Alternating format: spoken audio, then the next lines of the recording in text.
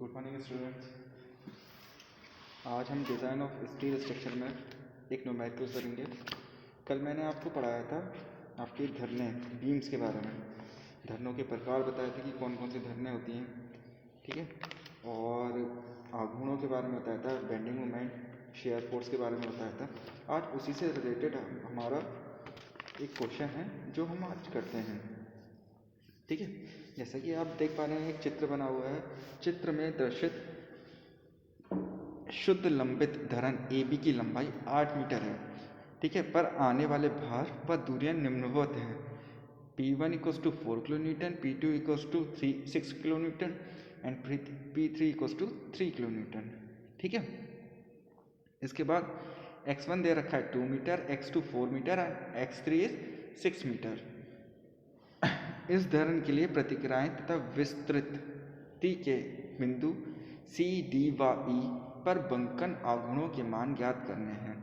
देखिए, एक सबसे पहले एक चीज़ है कि अगर आपको कोई भी क्वेश्चन दिया जाता है तो सबसे पहले क्वेश्चन अच्छे से पहले रीड कर लें कि क्वेश्चन में हमारी लेंथ कितनी दे रखी है, कितना ब्रेथ दे रखी है, या फिर कोई भी उसमें डिस्टेंस है वो कितनी दे रखी है। तो पहले क्वेश्चन को अच्छे से आप रीड कर लें। क्वेश्चन को रीड करने के बाद अब इसमें हमें निकालना क्या क्या है वो देख लें। देखिए, बंकन आघूर्णों के मान निकालने, कहाँ पर? C पॉइंट, D पॉइंट और E पॉइंट पर, ठीक। उनसे पहले हमें प्रतिक्रियाएं भी निकालनी है। तो देखो, कोई भी क्वेश्चन अगर आता है आपका बीम का, तो बीम के क्वेश्चन को सॉल्व करने से पहले सबसे पहले हम उसमें क्या निकाल लेते हैं? उसकी प्रतिक्रियाएं। सबसे पहले जो हमारा फर्स्ट स्टेप होता है बीम्स के क्वेश्चन में, वो हमारा होता है प्रतिक्रियाएं, रिएक्शन निकालने के लिए। तो रिएक्शन निकालने के लिए मैंने आपको पहले भी बताया था कि पहले लेक्चर में कि हम 3 कंडीशन लेके चलते हैं। समेशन H = 0 जो इसमें नहीं लगेगी क्योंकि इसमें कोई भी हॉरिजॉन्टल फोर्सेस नहीं है। तो समेशन V = 0 ये वाली लग जाएगी, और समेशन M = 0, ठीक है। ये 2 कंडीशन है, इसमें क्या होंगी? काम करेंगी, ठीक। सिर्फ ये रिएक्शन निकालने के लिए ही काम करेंगी। तो पहले रिएक्शन निकालते हैं। देखिए, पहले रिएक्शन इन्होंने कैसे निकाली है? इन्होंने पहले ले लिया सर्वप्रथम प्रतिक्रियाएं RA व RB के मान ज्ञात करने होंगे। इसके लिए आलम A पर आघूर्ण लेने पर, यानी आलम A पे हमने क्या ले लिया? आघूर्ण। अब देखो, मैंने आपको क्लॉकवाइज और एंटी क्लॉकवाइज दोनों चीज़ बताते हैं। अगर क्लॉकवाइज आपका मूवमेंट होगा, अगर क्लॉकवाइज मूवमेंट होगा तो ये पॉजिटिव होगा, और अगर यही एंटी क्लॉकवाइज होगा तो ये निगेटिव होगा।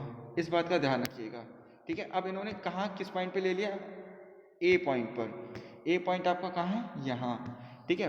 अब A पॉइंट पे आघूर्ण लेने पे इन्होंने क्या किया? RB × L। देखिए, RB का फोर्स कहाँ है? ऊपर, और L कहाँ है? ये डिस्टेंस, परपेंडिकुलर डिस्टेंस।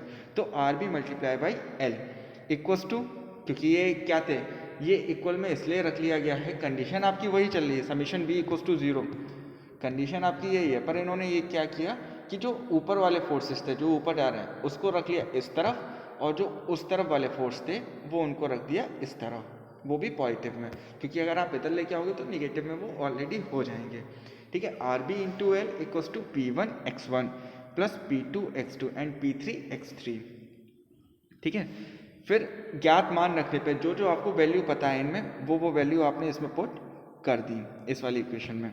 देखिए, क्या क्या वैल्यू आपको पता है? RB × 8 4 × 2 + 6 × 4 एंड 3 × 6, ठीक है। जब इसको सॉल्व करेंगे तो 8RB = आ जाएगा 50 किलो न्यूटन मीटर।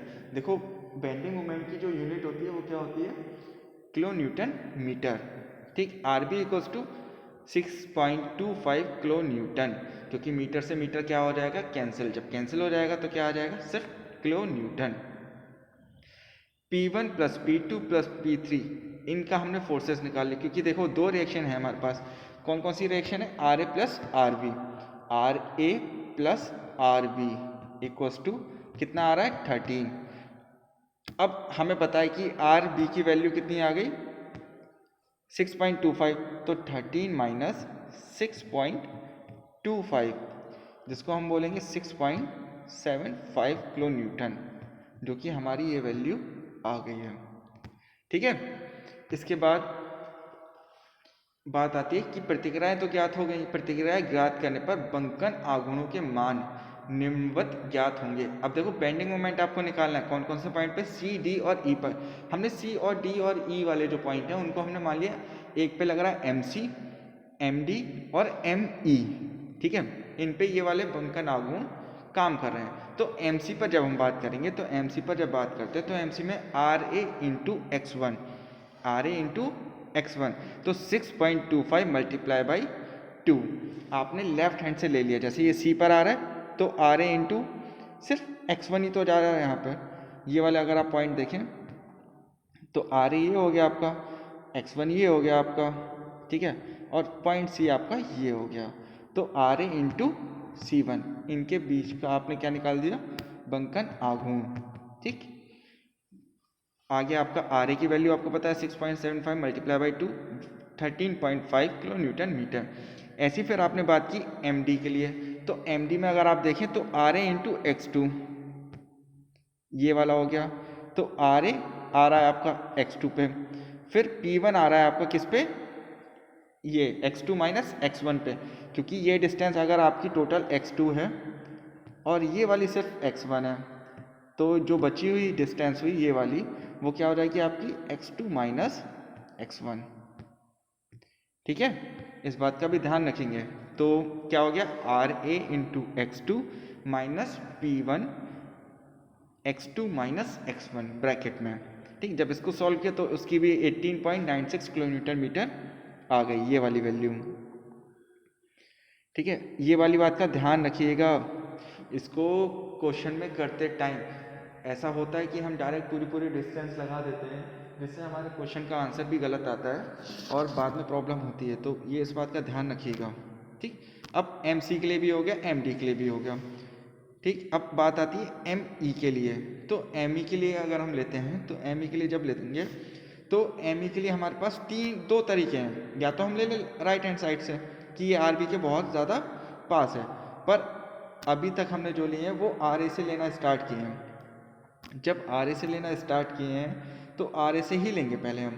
ठीक है, मैं आपको दिखा लेफ्ट हैंड साइड से भी दूंगा, पर अभी हम आर ए से ही लेंगे। तो आर ए में अब दो चीज़ें आ जाएंगी, एक तो आर ए तो लग ही रहा है, आर ए आपका ये हो गया, P1 भी आ रहा है और P2 भी आ रहा है अब तो।